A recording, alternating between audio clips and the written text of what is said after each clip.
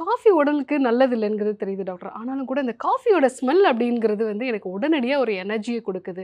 வேற ஏதாவது நான் கிரீன் டீ குடிச்சேன், இல்ல வேற ஏதாவது நான் குடிச்சேன்னா கூட எனக்கு அந்த அளவுக்கு அந்த எஃபெக்ட் கிடைக்கிறதில்ல. காஃபியோட ஸ்மெல் இருக்கிற மாரி ஏதாவது ஒரு ஆல்டர்னேட்டிவ் இருக்கா?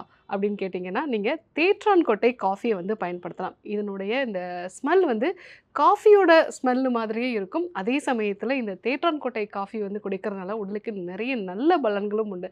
முக்கியமா நார்மல் காஃபி நம்ம எடுத்துக்கிறவங்களுக்கு அதிகமா அசிடிட்டி சம்மந்தமான பிரச்சனைகள் இருக்கும். அடிக்ஷன்லாம் உண்டாகும். அடிக்கடி காஃபி எடுத்துக்கணும். ஆனா இந்த தேற்றான் கொட்டை காஃபி எடுத்துக்கும்போது, செரிமான பிரச்சனைகள் வந்து சரியாகும். டயரியா மாதிரியான பிரச்சனைகள், இரிட்டபிள் பவல் சிண்ட்ரோம் இருந்தது அப்படின்னா, அதெல்லாமே சரியாகும்.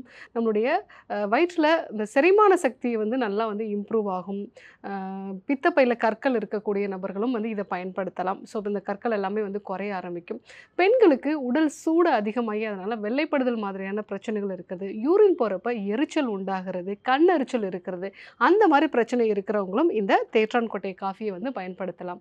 ஸோ சர்க்கரையோட அளவ வந்து கட்டுப்பாட்டுக்குள்ள கொண்டு வரதுக்கு, பார்க்கின்சன் மாதிரியான அதாவது நமக்கு ஒரு நரம்பு தளர்ச்சி உண்டாகும் இல்லைங்களா? அந்த மாரியான நோய் வராம தடுக்கிறதுக்கும், சில வகையான கேன்சர்ஸ வந்து பிரிவென்ட் பண்றதுக்கும் இந்த தேற்றான் கொட்டை காஃபிய வந்து நம்ம பயன்படுத்தலாம். ஸோ தேற்றான் கொட்டை இட்டு தேற்று மைந்தரை அப்படின்னு சொல்லுவாங்க. அதாவது உடல்ல பலமே இல்லாம இருந்துச்சு அப்படின்னா, தேற்றான் கொட்டை சேர்ந்த ஒரு லேகியமோ, இல்ல வந்து தேற்றான் கொட்டை பொடியவோ வந்து நம்ம எடுத்துக்கும்போது உடல் நல்லா பலம் பெறும். இந்த தேற்றான் கொட்டை காஃபிய வந்து நம்ம ப்ரிப்பேர் பண்ணி குடிக்கும் பொழுது, அதே அளவுக்கு உடலுக்கு நல்ல பலமும் வந்து கிடைக்கும். அதே சமயத்தில அந்த வாசனை இருக்கிறதுனால நமக்கு நல்ல ஒரு எனர்ஜி லெவல் நம்மளுடைய மைண்டும் வந்து நல்ல ஒரு காமான ஒரு நிலையில வந்து இருக்கும்.